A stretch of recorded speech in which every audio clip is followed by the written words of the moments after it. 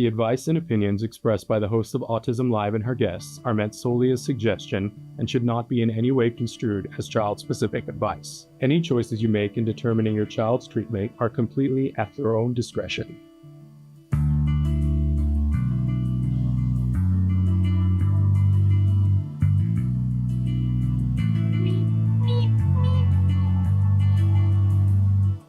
Good morning and welcome to Autism Live in April. Guess who I've got here with me?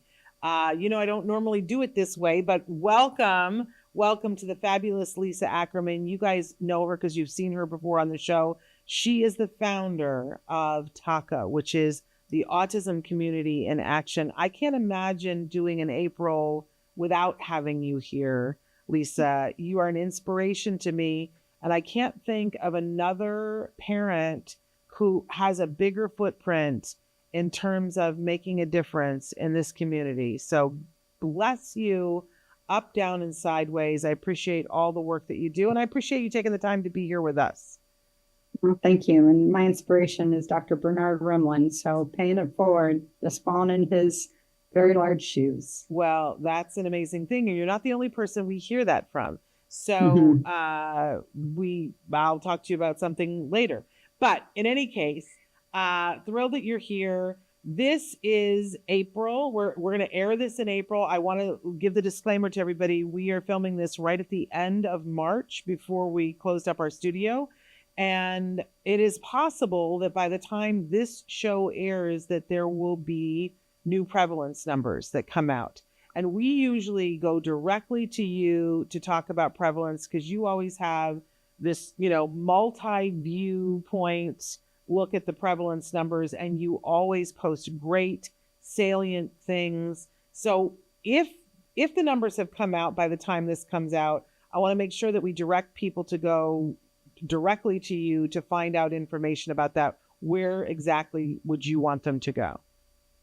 It's just the TACA Now website, TACANOW.org. That will always, if there is a new prevalence, it will be on the front page of the website or about autism. Okay. So definitely check that out. But you know what? You should be checking that out anyway, you guys, because it's going to give you a main line. I always say this to you. Nobody has a better website than you do. Nobody. Listen, we try to have a good website. Our website isn't as good as yours.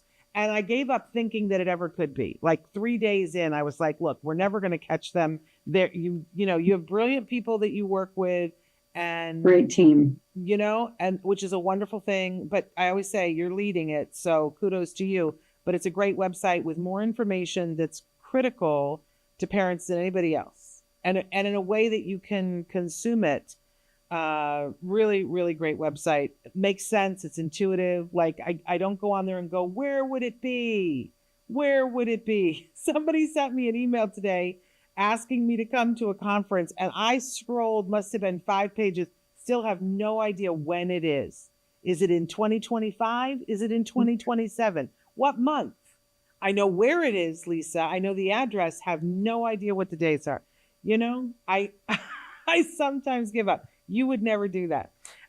In any case, thrilled that you're here. I have to say this show is premiering live on Facebook, YouTube, and Twitter. You guys can be writing in. Are there things on websites that make you crazy or in emails that make you crazy? Write in and tell us right now. We are interactive, even though this is pre-recorded. I'll be watching to see what you guys have to say, and I'll make sure that Lisa knows if she's not available then. So lots of different ways that you can be watching us live, but don't forget, we know that the lion's share of you will listen in podcast. Our podcast is available, and this podcast will be available later today on every platform that allows you to download a podcast for free. That's sort of our criteria. We love for you to get the information for free. Now, free means that you get some advertising with it, and I hope that you go woohoo when you see the advertising and say, oh, they're paying for me to get this for free. That's how I hope you look at it. If it's not, and some of you have said, I'm in the middle of my workout, I need the content, please don't put advertising in. For a very small monthly fee. For $5 a month, you get everything that we do ad-free. You just go to glow.fm/autismlive. All right. Now you are doing, you guys have been doing a blog forever, but you have your own podcast over at Taka. Tell them where to find your podcast. Yeah, it's still at takanowblog.org. We're setting up on all the streaming services shortly, but you can listen to all the interviews and everything off the website, takanowblog.org. And we're going to talk about in particular, one of the podcasts that you did with a pretty amazing expert in just a little while here. But before we get to that, I want to say, make sure that you guys are checking out our entire month here, because we have fabulous guests like Lisa telling us lots of stuff. Our whole drive here is to provide information and inspiration to that larger autism community that starts with individuals who are themselves on the spectrum. Whatever words they like to use, we like to ask each individual, what words are you using to describe yourselves, right? Because it's hard. Everybody has different words, and they feel very passionately about it, as they should, because those are the words they're using to describe themselves. So we start there, and then we include everyone who loves those individuals. And that's what our community is here. We want to provide you with information and inspiration. So that's what we're doing. But we also usually, before we bring a guest in, we give you guys the jargon of the day. Just some term that gets batted around that sometimes, you don't quite know what it is we're talking about. And we give you two different definitions. Way back when we started this, Lisa, a million years ago, when my hair was not this color, although that was a lie because it was out of a bottle then. But way back, Jem was little. We started the jargon of the day, and we would give an actual definition, and we would make fun of it because it would just be so bad as a definition. And then we would go to a working definition, which maybe we could get a hold of. Maybe we could get a hold of it. And now I have to say, all these years later, the definitions are better. We don't have as much to make fun of, but we still do a compare and contrast because we're used to it. So guess what our jargon term for today is, Miss Lisa, in honor of you being here? It is a biomedical intervention. So we're going to start with our first definition, and then we'll ask for your opinion, and then we'll go to the second definition. So biomedical intervention, and this comes to us from Autism Parenting Magazine. Biomedical treatment methods are used to reduce symptoms associated with psychological disorders by targeting specific physiological functions. For the treatment of autism-related symptoms, biomedical interventions target specific processes that impact a person's brain function and development. So there, what kind of verdict, what do you like? What don't you like out of that definition, Miss Lisa? I like it all. And I think we've had this conversation before, biomedical, and I'm also a fan of functional medicine. Yeah. And the prevention and optimization of individual health. Yeah. So prevention of any conditions, treating of underlying conditions, and optimization of a person's overall health. So that's another way to look at it. Sometimes functional medicine is more accepted by mainstream. Sometimes it isn't. Really, I just want each person living with autism to receive adequate health care. And what's a really important thing is that the average kid with autism has 5 coexisting medical issues. And medical intervention is so important because often it's overlooked because of the diagnosis. And I don't want it to be overlooked. I want everybody to get the proper health care. Yeah, it really was brought home to me when my son was in preschool. He was 4, and this virus went through the preschool just like wildfire. And him and his little buddy that was in his class, they both had the exact same symptoms. They were having the exact same temperature. And it was within a 24-hour period that they both went to the emergency room. And the other little boy got an IV. And they replaced fluids because he'd thrown up so much. And, he got sent home, and he was better 2 days later. We went I checked, we saw the exact same doctor, and he did not give Jem an IV, sent Jem home, and Jem was sick for like 2 weeks. Because we had to replace the fluids personally, and it was this whole thing. And I remembered for whatever reason, we were back in the ER and saw that doctor. And I said, can you tell me why? Why did you give the IV drip to one kid and not to the other? He said, oh, well, you disclosed to me that your son had autism. And kids with autism don't like IVs. So, and I was like, did you ask me? Did you even, he just decided not to treat my son because I disclosed his diagnosis. So that was the end of that, Lisa. We no longer disclose things in unless it was critical and important, because, this preconceived notion that he was not going to do well with the IV and that it was not worth the risk. Yeah, I learned a lot then. But anyway, I digress. We have a second definition to go to see if you like. Biomedical intervention, treating the underlying medical issues that may result in behaviors that block communication, socialization, and other important life skills. What are your thoughts on that one?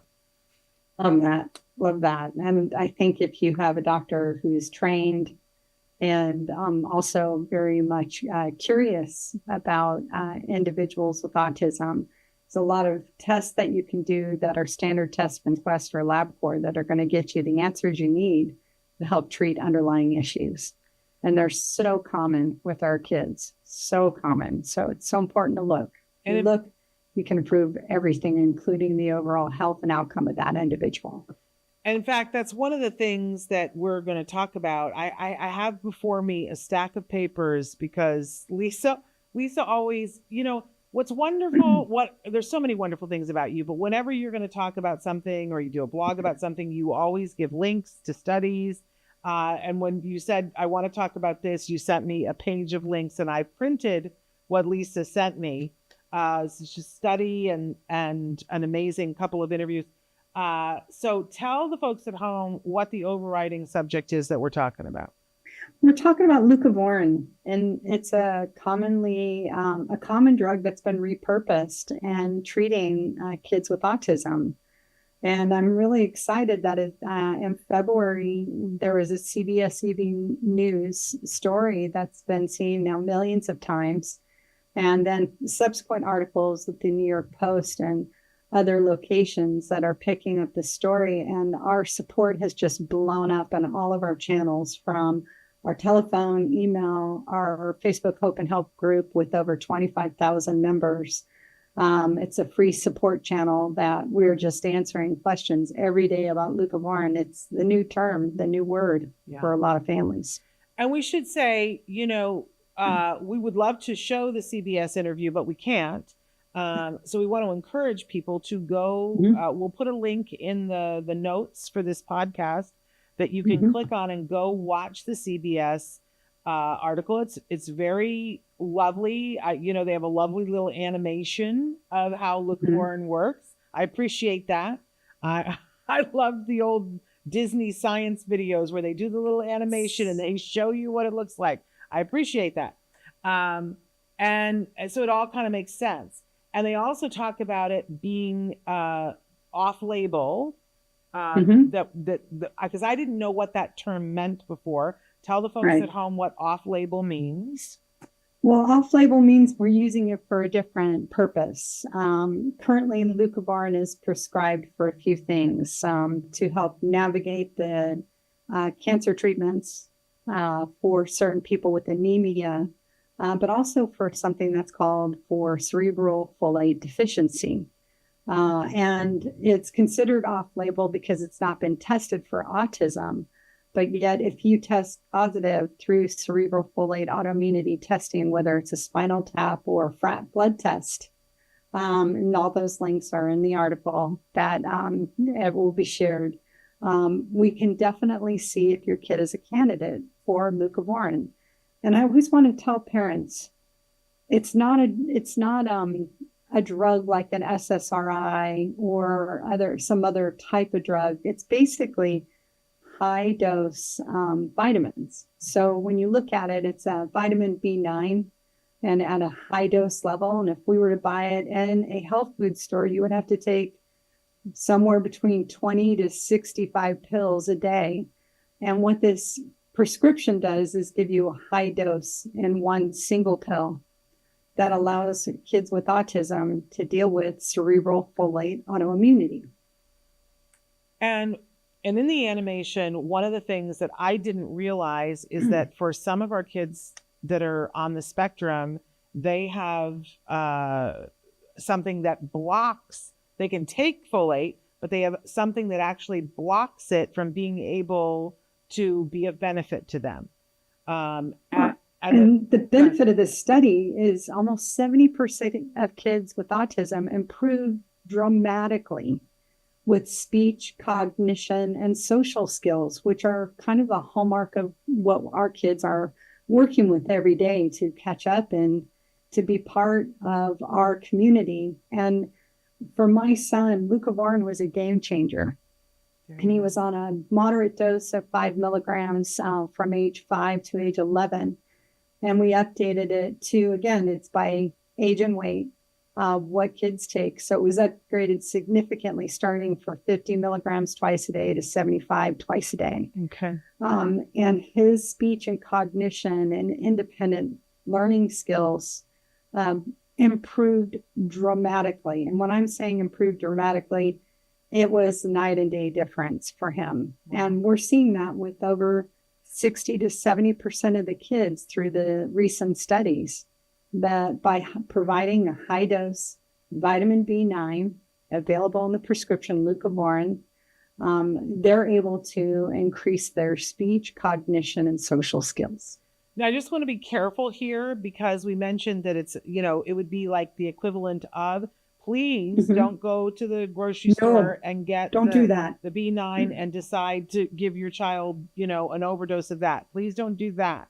This is something that comes through testing and then through a doctor, correct? That you get the prescription for this. And I would never recommend anyone start any treatment or therapeutics without having a professional at least evaluate, test, and determine if your child needs it. That's really important to work with a quality doctor. If you go to the Taka Hope and Help group on Facebook, there's a list of great physicians that know how to test and treat for cerebral folate deficiency. And it's something that is straightforward to do. It's either a blood test or a spinal tap. A lot of people will do the blood test because it's easier and available. And there's often 2 treatments that families talk about all the time. One of them is Leucovorin, and one of them is 5-MTHF. One or the other is going to work for the kids. And generally speaking, as long as they go slow and they're being followed by a doctor, they can evaluate this treatment for their child. Okay, let's back the bus up because we've talked a little bit about that. Back that bus up. Because there's a couple of things on your website that I think are really going to be beneficial as parents are like, wait, I need to know a little bit more about this. You've got a wonderful, wonderful article that I printed out about what is cerebral folate deficiency. So you guys can find out everything that you want to know. And she has wonderful graphics. I'm a visual kind of gal. Wonderful graphics that you can find that. We'll put that link in the description as well. But then you did a podcast with an amazing doctor, Dr. Richard Fry, who is part of the CBS piece that they did, who's been doing studies about this. And you guys can go and you can read the blog. You can watch the interview that you did with Richard Fry. But tell us a little bit about what that is. I want you to go watch it, but tell us a little bit about what you guys talked about. Well, and we did what we call cerebral folate for beginners, and really to break it down and working with Dr. Richard Fry, who's wonderful in our community. He's published over 300 different studies on autism treatment and common issues. He's just a great resource and wealth of information. So if you think of the CBS news story was about 4 minutes long, the interview we did with Dr. Fry was 25 minutes long on all the questions that parents ask about Leucovorin. And I highly recommend it because it just really breaks it down. It's easy to metabolize. You don't have to be a scientist, and at least you can take the science and go work with your pediatrician or find a functional medicine doctor that's ready to help. There you go. Now, one of the things that you list in the blog are a list of symptoms that could potentially signal cerebral folate deficiency, but you also note that you could have some of these, but not all of these, and these don't necessarily mean cerebral folate, but Right. I am a hypochondriac, so I read the list and I was like, I think this describes me. Listen, irritability and anxiety, ding. Poor sleep, ding, ding. Gross motor problems or problems with coordination. Oh, yes. Tics, I don't know. Seizures, no, thank you. I don't have those. But I want to say that we're really talking about our kiddos. I'm joking, but this is a serious subject. But seizures, but this includes absent seizures. Correct. Which I think happen more often than folks realize. And that if the child was untreated for cerebral folate, that we might see seizures start developing in puberty. What a scary little thought that is. Problems with vision. Again, we're back to me. Developmental delay and or slowing of typical development, which is a lot of our kids, right? Smaller head circumference, but certainly not always. Rett syndrome may be an indicator of cerebral folate deficiency and depression. But I love that you note not all of these symptoms are seen at the same time in kids with cerebral folate. So you might have some, but not all. So just an idea of some of the things that might trigger you to say, this is something we probably should look into. And again, you're seeing a lot of kiddos used to be that when we would come to the TACA conference and there would be statistics about what did parents say they got the biggest bang for their kids making a jump in what they were able to do. And I remember that it used to be the methyl B12 shots, but I hear more people talking about this now because it could be a combination of methyl B12 and B9, but also what's common, and Dr. Fry cites this in the interview, is kids with mitochondrial dysfunction. By pairing treatments based on your kid's unique issues. What Dr. Fry talks about all the time, pairing leucovorin with another treatment often makes it more effective and accelerates improvements for the kids. I have to say that when we were doing the methyl B12 shots, which I would never have done if you had not walked me through that, I have to say thank you for that. But when we were doing the methyl B12 shots, it also had folate in it. So was that this? Or something. Well, again, if those were from a long time ago. Yes. I mean, Jim and Jeff are, Jeff's at 27. Jeff's 21. Jeff's 22 right now, 21. About to be 22, yeah. So those are different formulations and variations. And some methyl B12 shots do contain, but maybe not the therapeutic dose. Got it. So a little bit is helpful, but the right dose based on the labs is a lot more helpful. And as we're talking about folate, this is so still confusing to me. I have to have a cheat sheet with me because people think it's all the same and it's not. So there's folic acid, there's folate, there's folinic acid, and is it 5-MTHF? 5-MTH, which is methylfolate.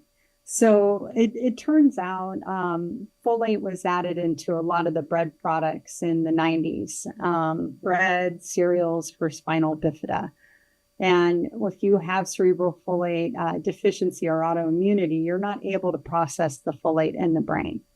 So all you're doing in this B9 leucovorin or in the methylfolate, you are giving something that can be absorbed into the brain and actually help improve function. Well, not only that, I mean, help me if I'm wrong here, but I know we always said what the MTHF are. That was always our thing here. We want buttons to say what the MTHF are. Because there's two different kinds of MTHFR, and it's possible that if you have one or both of them, that you not only can't process and get the benefits from the folate that is in the cereal, but it could actually be creating more problems. Yeah, and that's what the science was showing with Dr. Fry and Dr. Dan Rosignol is the kids that have the MTHFR mutation especially need to be evaluated for this. So, for example, both my husband and I have the MTHFR mutations, which doubled up on my son. So by testing for cerebral folate autoimmunity and or deficiency, we were able to see that he would greatly benefit from this treatment. And proof was in the pudding. Within a few weeks of starting the dose, I mean, I think Jeff was age 11 when we went to the therapeutic dose. And he had been taking supplements and treatments since he was 4. And at age 11, he came to me and said, Mom, you added these 2 new pills. What are they? And I said, well, that's Leucovorin and Leucocarnitine based on your labs. And he looked at me and he goes, my brain is better on these. And I'm like, huh? Yeah. What? Yeah. He commented on his protocol that was unique to his needs. And I think I called his doctor crying, going, what dose can I give? This. Okay. And he improved from 90% assistance in school to being 10% assisted at school within 6 months. Wow. Of starting the treatment, and homework and speech and communication and abstract thoughts and cognition. It really made a big difference. And it can be started at any age. It doesn't need to start at age 4. It can start at age 11 when we really went to the right therapeutic dose. And is it also for adults that are on the spectrum? It's not too late? It's never too late to feel good. And if you have a lab that demonstrates that you need assistance, it doesn't matter if you're 62 or if you're 2. It's something that I think at some point in time, Leucovorin and the testing, the FRAT testing for this deficiency, if we could catch this at 6 months or 9 months, could we just improve the overall health of that individual and just have a skyrocketing benefit to that individual would be a great hypothesis for healthy babies. Okay, so you mentioned that there's 2 different ways to test for it. One is to have the spinal, which spinal tap, which I know not a lot of people do, but they have so many skilled people that do spinal taps, and it can also give you different other indicators that may be helpful for the individual. So very beneficial. But there's also, very beneficial then to do the spinal thing. But I heard every parent go, I don't want it, right? But then you keep referring to something called the FRAT, and of course the FRAT test. And I immediately think frat boys on a college campus. What? I don't think that it's basically ordered by your doctor. No frat boys are involved. Frat boys. It's basically one single tube of blood, just like you would do a Quester LabCorp, but it's a specialty lab that can tell you if you have the binding or blocking issues that are common in cerebral folate deficiency. Okay. Now, in all this paperwork that you gave me, there's something that jumped off the page and screamed at me and went, ah! That it says here, people diagnosed with PANS or PANDAS have the folate receptor antibodies.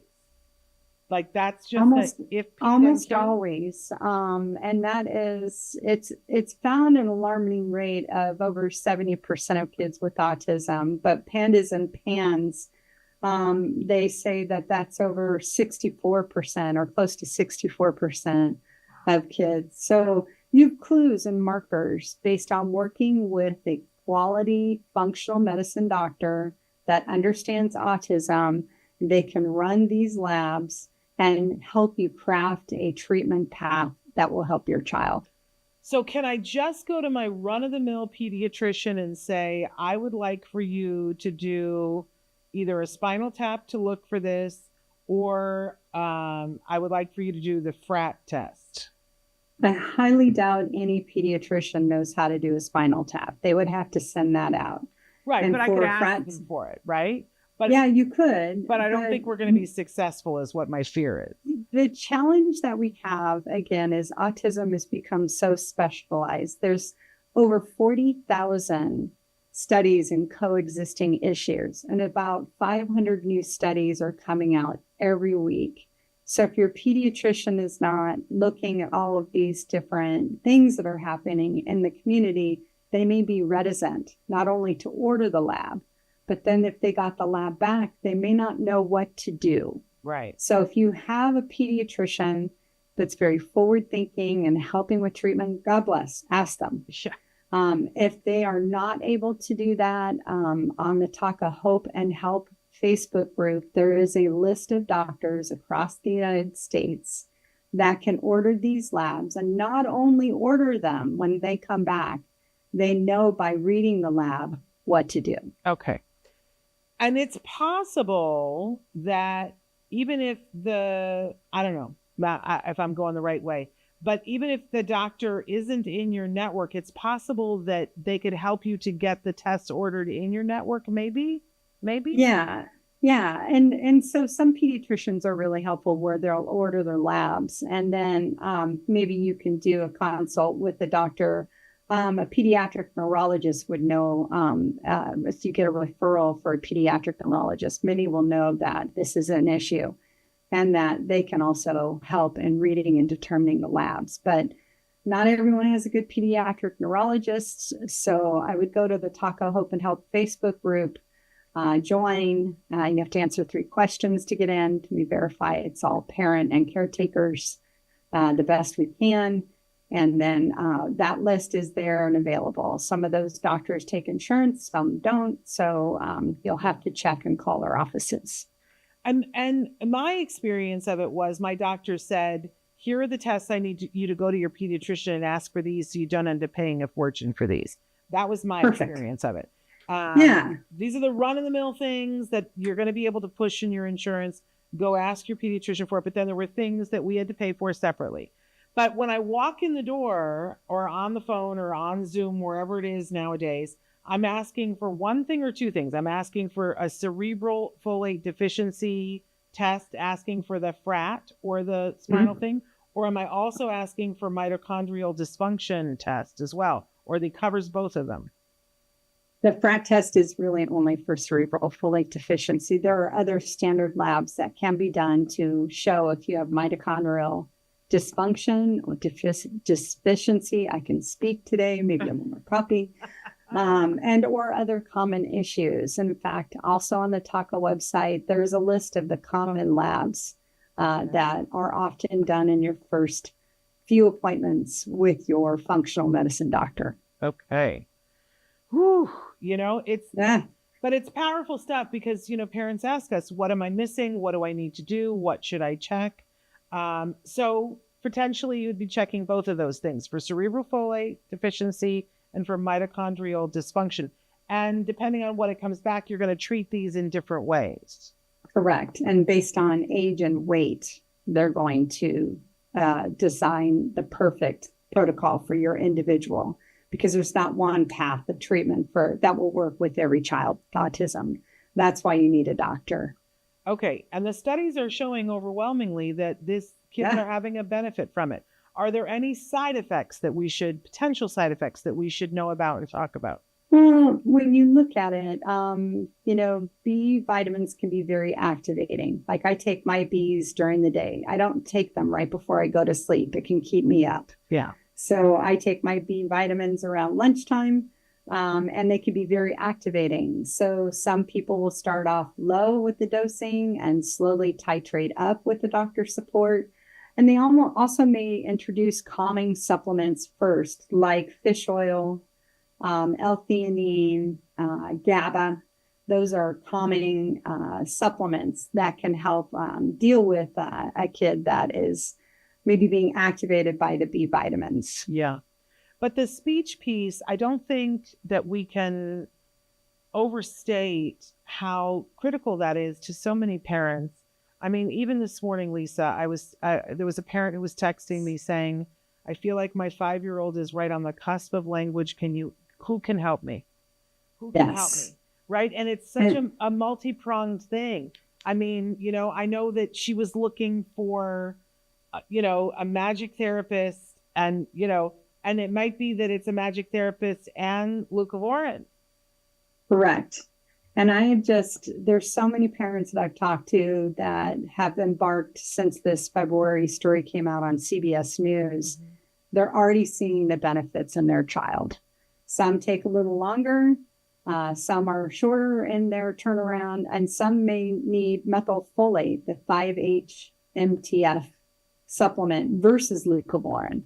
But a doctor will help you decide and define that right path based on the labs. And where do you get these from? Is it a prescription? Do you get it from a compounding lab? Where does it come from? Some people do the leucovorin straight from their local CVS or Rite Aid, and some have to get it compounded based on the unique needs of the individual.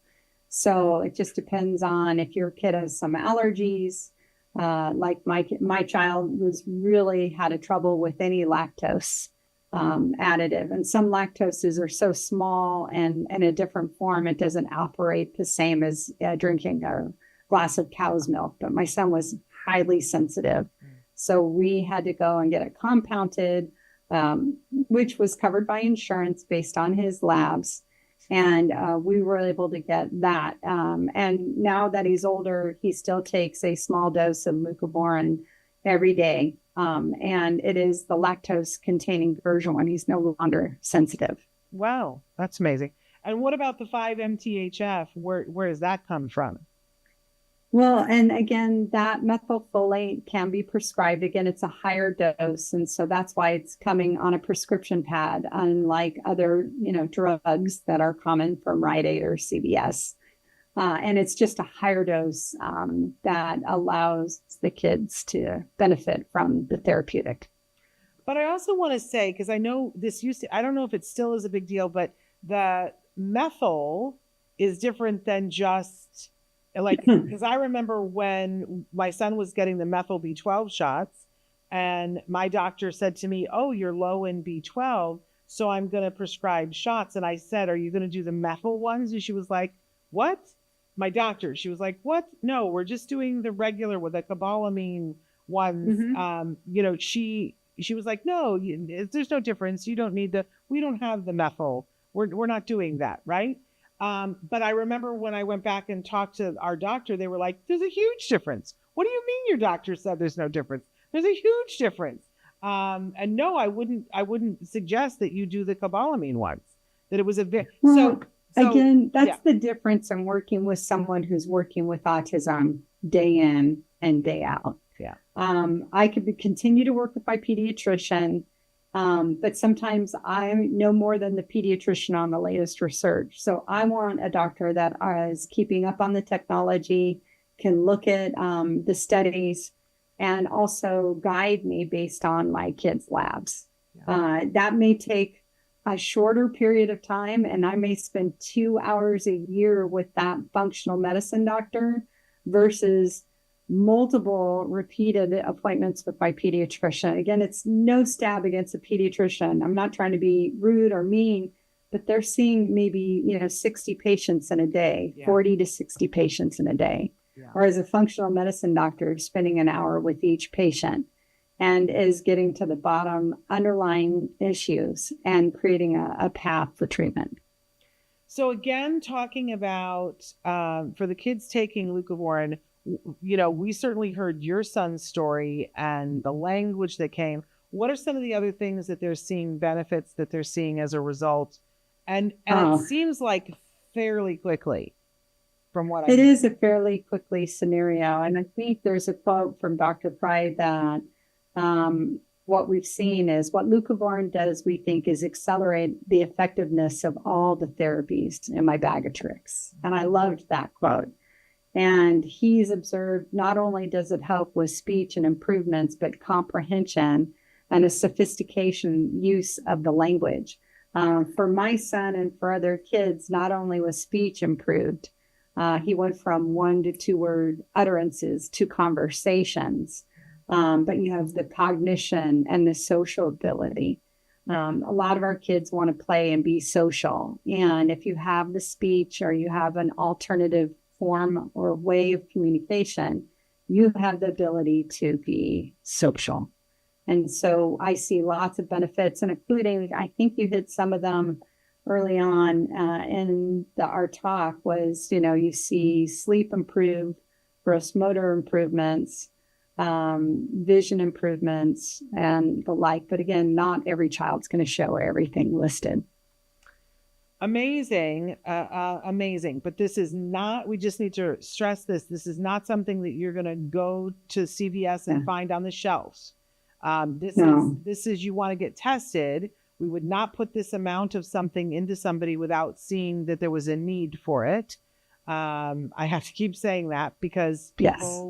people hear something and they want to run out and get it right now. So the best way forward is to see a functional medicine doctor, which might be a new experience for some people, but you have a list of doctors across the country on your website. Tell them exactly where to go to find that. So it's actually on the Facebook group, Taka Hope and Help. It's a support group that's free to families. There's over 25,000 parents on there asking anywhere from 20 to 70 questions a day. You can search and find all the Leucovorin posts and read until your heart's content. And then, of course, ask any of your questions. And in those files on that group is a list of qualified parent recommended doctors that are going to help you navigate your next steps. Okay. And then from there, once you've identified who the functional medicine doctor is, you're going to go to them, you're going to have the conversation with them, and they're going to, for the first one, for the cerebral folate deficiency, they're going to you're going to decide together one of two tests. One that's a blood test, the frat boy test. Always going to think of it that way from now on. There's no frat boys in this whole discussion. Their hats on backwards. Right? But that's how we're going to remember it. Or you can have the spinal, which will give you more information, but you're going to have to say, I'm letting somebody do this, which is, there are lots of reasons why you would do that. Absolutely. But I hear a lot of parents going, wow, we'll do the blood test. It's one blue tube. There we go. Tube of blood, and you'll get your answers. And then you'll get your answers, and that person will be able to help you to know what amount to take, because that is critical. That it is based on their age and weight and their blood tests. And there's some kids that are starting it at 1 year old, and there's some kids that are 35. It doesn't matter how old you are. To help improve feeling better and having better communication, cognition, sleep, a lot of it. So would you say that this is one of the biggest new things that in the community, the most like maybe the most talked about recent thing? The reason why we're so excited and thrilled that CBS picked up on it is for my kid, he's been on Leucovorin for quite some time, over 16 years. Yeah. But what we're excited about is that it was picked up by CBS News. And so many people who have not visited a functional medicine doctor or have never known that autism and its coexisting issues are treatable, it's introducing it to a whole new population. And some people who maybe have done a trial on Leucovorin or B9 in the past, I would highly recommend revisiting this, because we've even seen parents who've done a trial. It's been 5 or 6 years. They go back, get retested, try another version of treatment, whether it's the methylfolate or the Leucovorin, and they see a huge benefit. It's amazing. Absolutely amazing. And for people who have never been to functional medicine doctors before and they have some trepidation, you've got something pretty amazing at Taka that I think I feel like it's a well-kept secret that a lot of people know about, that you have Taka mentors. Do you want to take just a minute and talk about that and why that might be useful to somebody just starting on this journey? Yeah, Taka is a team, and we have a great volunteer pool, almost 400 volunteers that help us deliver our program and mission. Part of that group are our Taka mentors. And the Taka mentors, you can apply on the Taka website. You get assigned to someone who can understand and help you where you are. That they set it up via email. You start your relationship, and they help you navigate your autism journey. We also have a great article on how to prepare for your functional medicine doctor appointment to maximize your return. So all of the questions, setting an agenda, how to get your labs from your previous physicians, and preparing for your medical appointment. We have tools that will help you. And that's going to save you not only time, but money, you guys. So you want to avail yourself of that.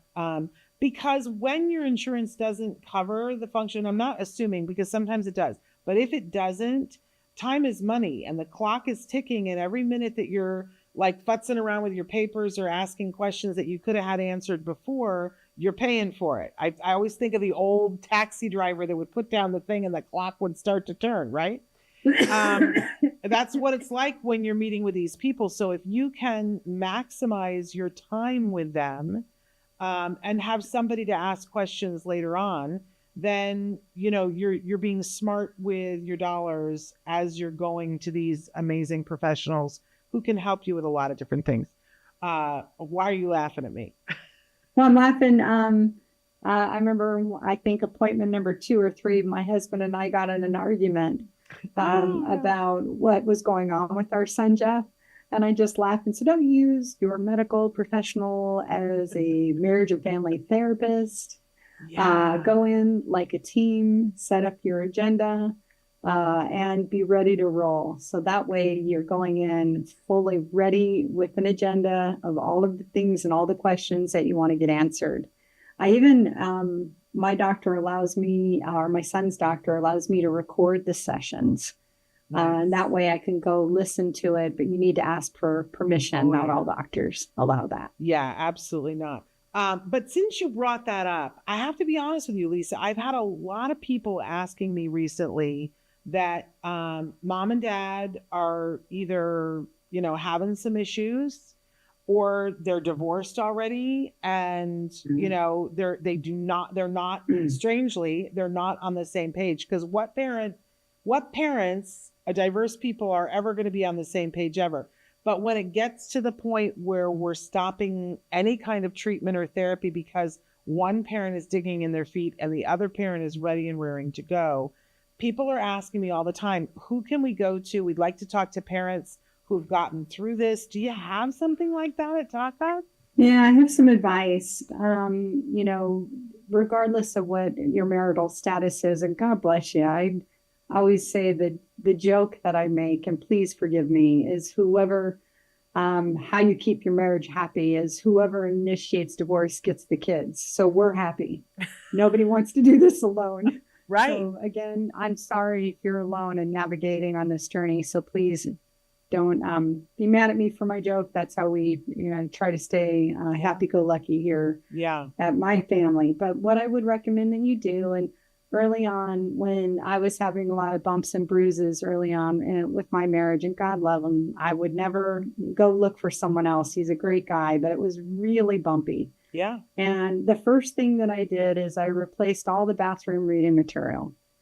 Mm-hmm. And that way, all of my son's labs were in there, all of my son's, notes, and any science was in there. So whenever my husband went in and used the bathroom, he was looking at the same thing I was hoping he was looking at. And because there was nothing else in the reading material, I was able to help move things along. Now, in a more stressful scenario, you can have someone that can intermediate. Some people work with intermediators through their divorce and counseling to share labs and to share studies and to work uniformly together by going and being part of every medical visit. The other thing I highly recommend is attend the TACA conference. Yeah. Watch the recordings together, attend the conference, get educated together. And that lifelong learning commitment to learn together is going to make a big difference for your child's health.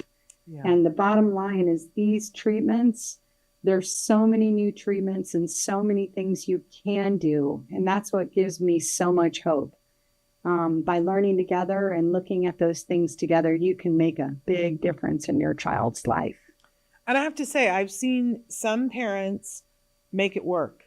Even though they might disagree, I've seen some parents put everything else aside and say, helping our kid is the single biggest thing aside from our, but I've also seen scenarios, and I know you have too, where one parent is willing to do that and the other parent their answer is no.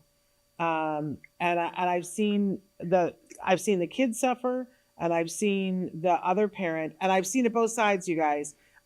This is not a sexist thing. I've seen moms who have said no, and I've seen dads who have said no, and just uniformly refuse anything, any kind of treatment at all.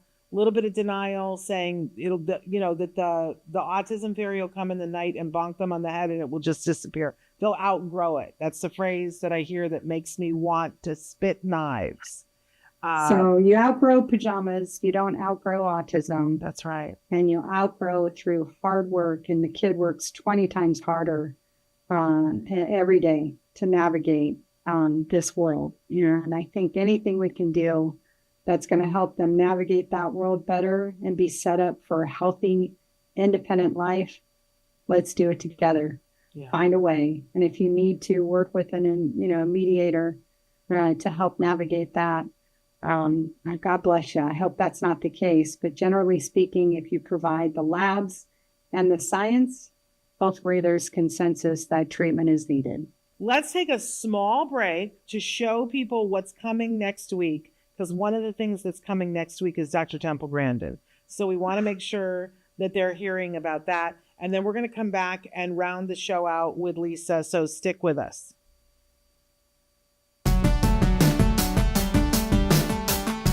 It's the last week of April, and boy, do we have some great shows. On Monday, Shannon welcomes Janet Elliott, author of The Alien Savant, to discuss her book and the state of special education today. On Tuesday, Shannon and Dr. Doreen discuss the topic of sleep. And on Wednesday, we finish the month with our very special guest, Dr. Temple Grandin, the Autism Network, providing information and inspiration to families for over 14 years. Welcome back. Yes, we still have one more week of this amazing month. And one of the fun things for us this month, Lisa, is that we debuted a bunch of episodes that are now in Spanish. That AI makes it possible for Chris, because he's amazing, to take shows that I've done before, and it sounds like I'm speaking Spanish. It's amazing. It's amazing. And then we're going to be able to do that with more languages. So, anyway, that's one of on Thursdays and Fridays, we're doing the Spanish only. It's very fun to me. But I want to take a minute to talk with you because you guys have a conference that's coming up in the fall. Mm-hmm. And I'd love to hear anything that's going on in TACA. Let's do like a 4-minute commercial here. What's happening at TACA?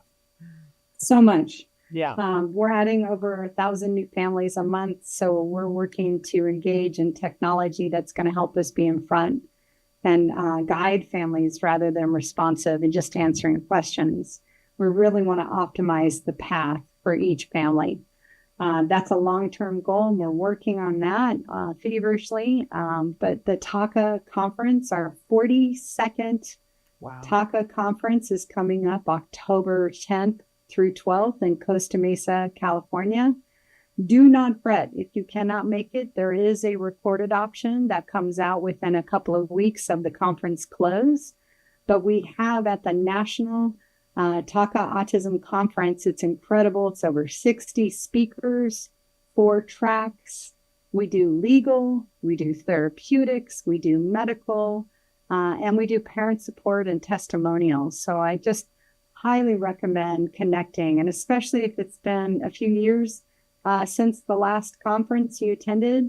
It's regional center vendored here in the state of California, and if you're not here locally and you need support, we can offer scholarships for the in-person or recorded version.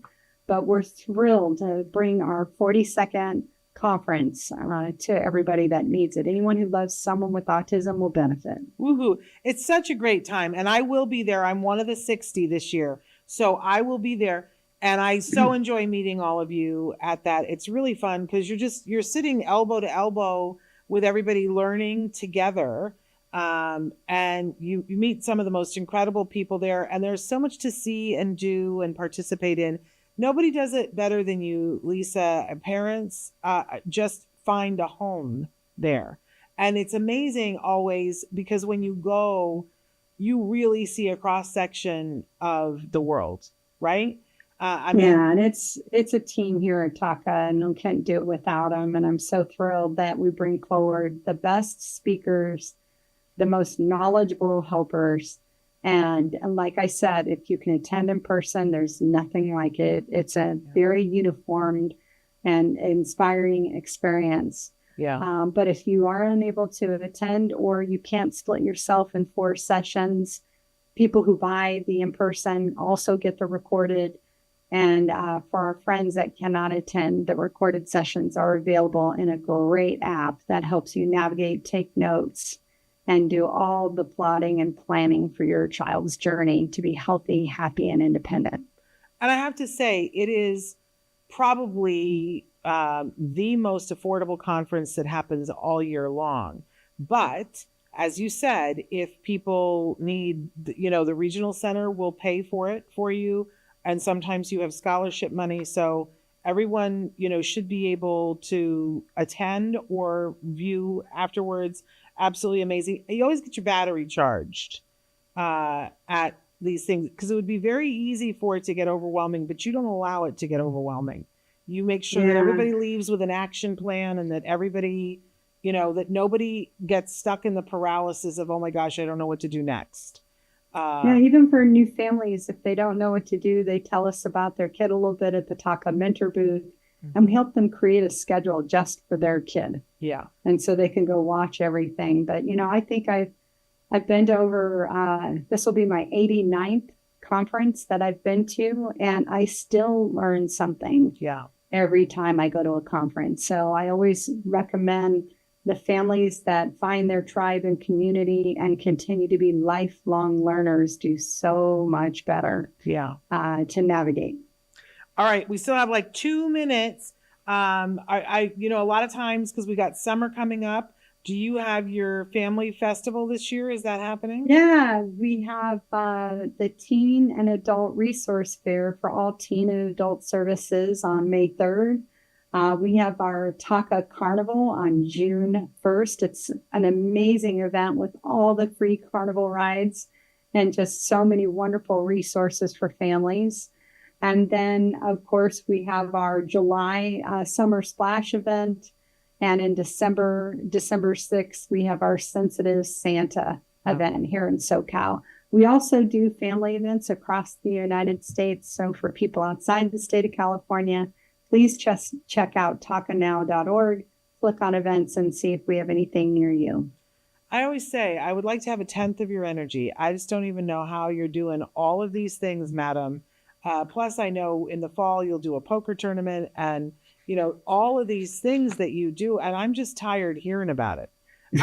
Well, again, remember, it's I'm super grateful for the almost 400 volunteers that work at Taka and the 22 staff. There's no way one human can do all of this. And I am super grateful for how hard they work and what they do to bring our mission forward to help families. I help, don't even run, but help with one fundraiser here locally every year. And I try to get volunteers. And you know what? It is a cluster, just the thought of having 400 volunteers and be able to disseminate information for all of them to be able to do the things. I just don't know how you do what you do. I'm in awe, always in awe. I can talk almost anybody under the table, but I don't know if I could talk you under the table. But, you say, well, I have 400 volunteers. And I'm like, that's a lot of work. 400 volunteers is a lot of work. But a great team. And to attract 400 people, Lisa, is a thing all of it on its own. You're the Pied Piper, and people are following you for a very good reason. Anyway, I adore you. Thank you for taking the time to do this. Again, you want to go to tacanow.org, check out all the things that we talked about, but go to the Facebook page to find all the things about the doctor's list. What's the name of the Facebook? I'm on it, but what's the name of the? It's Taka Hope and Help. Okay. On Facebook. And what is so great, sometimes you don't know what questions to ask. Yeah. And because there's dozens and dozens of questions, a very active group every day. We know that sometimes you can just stop and listen and learn and read and learn so much from other people's journeys. And then you get the courage and you ask your own questions and you get the support you need as well. And I am a member of that, and I see things. What's amazing is sometimes somebody will ask a question and I'll think, oh, okay. But then I look and 22 people have already been there and helped and supported that parent and said all the things that I wanted to say. And that always makes me happy because it takes a village, right? Yeah, and there's nuances, and sometimes those nuances and new things you learn from other parents, and at least find the resources, see the articles. So, we talked about something really complicated today, leucovorin and methylfolate. Just taking one step at a time, finding the right resource, getting a mentor, asking questions, running labs, all of this stuff will get easier. I promise you, all the effort you put in is going to pay off. And I'm really proud of every parent that works so hard for their kid. Well, thank you. I'm proud of you. Proud to know you, madam. And give my love to you too. Give my love to your whole family, your whole amazing family. And I will back out to you soon. Yes, absolutely. We will see you soon. So thank you so much, you guys. Thank you for being here. Check out the calendar. Make sure that you don't miss Temple Grandin next week, but we've got even more next week. So we'll be back with all that. Until then, give your kiddos a hug from me and one for you too. Bye-bye for now. Bye.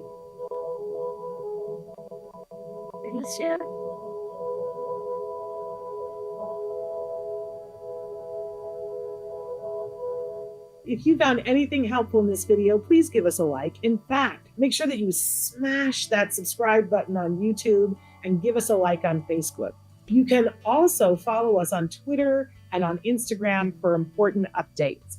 And please download our free podcast wherever you get your podcasts. Thank you so much. See you next time.